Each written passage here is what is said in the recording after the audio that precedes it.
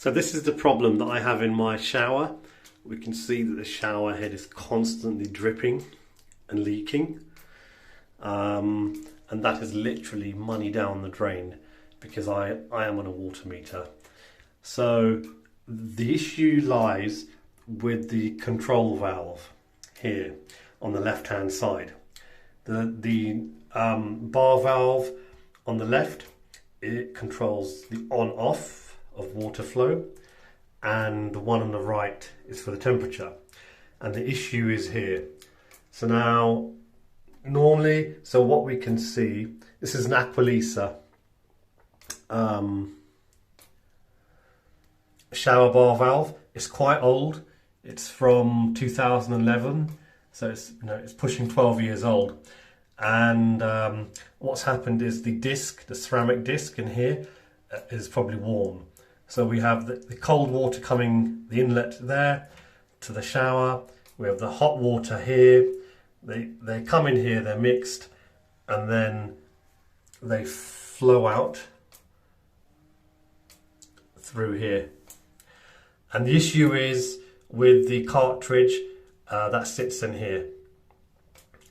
Now to get to it, we're going to have to first, in fact the end cap on my shower bar valve here has come off already. There's normally a plastic cover which you can unclip with a screwdriver, and then we need to get in there probably with a flathead screwdriver to unscrew this.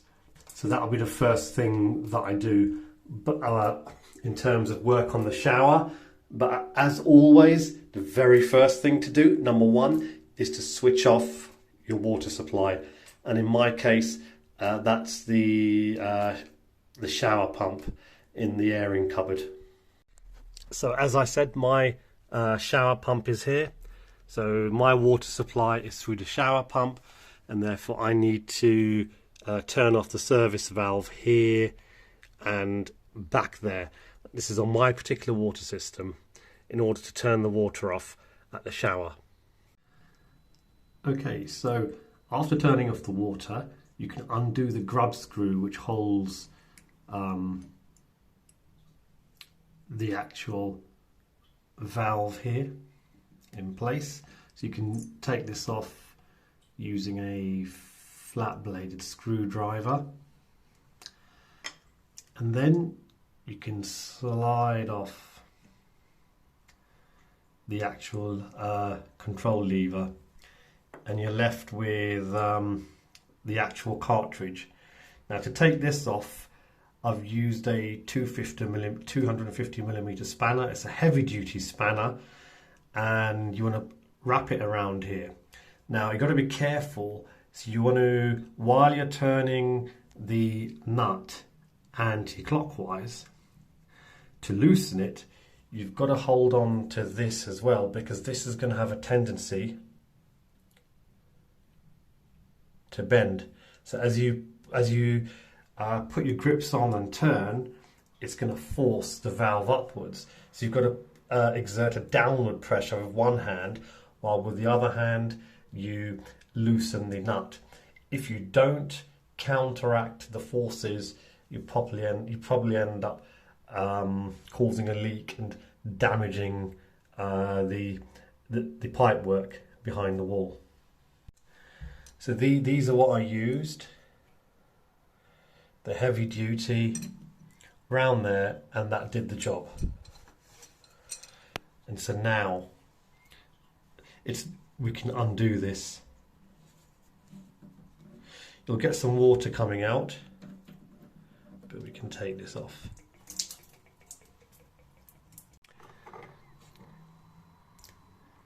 Now this is what came out. This is what I've just taken out. It's a quarter turn cartridge, but I'm a bit confused by the mechanism of action of these. So if someone that's looking at the video could tell me perhaps what the mechanism is, I'd be very grateful, because it looks like there's a little washer on the end of this which is worn right down below the surface of the screw. But do quarter turn shower valves use rubber washers. I'm not really sure, but this is what I took out, and the replacement I purchased for this Aqualisa is a 1/4 turn ceramic disc. So when we compare the two, they're quite different. But I'm going to install this now and see if it works.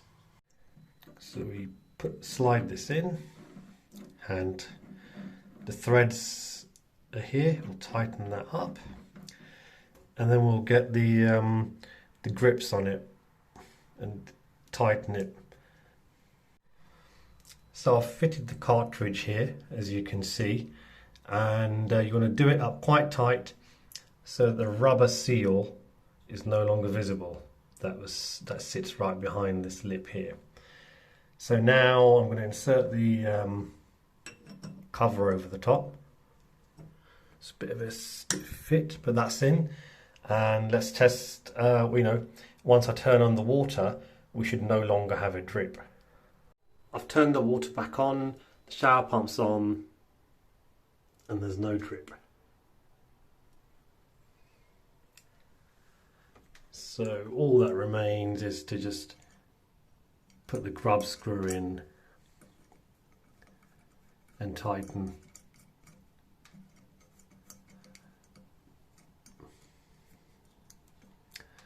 With a screwdriver, and that's it, job done. So it's a fairly straightforward job, and with a bit of common sense I think most people could accomplish this. And all you need is a flat blade screwdriver, a 10-inch adjustable spanner, and of course I have the old cartridge here, but the new cartridge. And I'll put a link to the cartridge which I purchased online. I think it cost about £25. So thanks for watching, and if you enjoyed the video and you found it useful, please like and subscribe to my channel.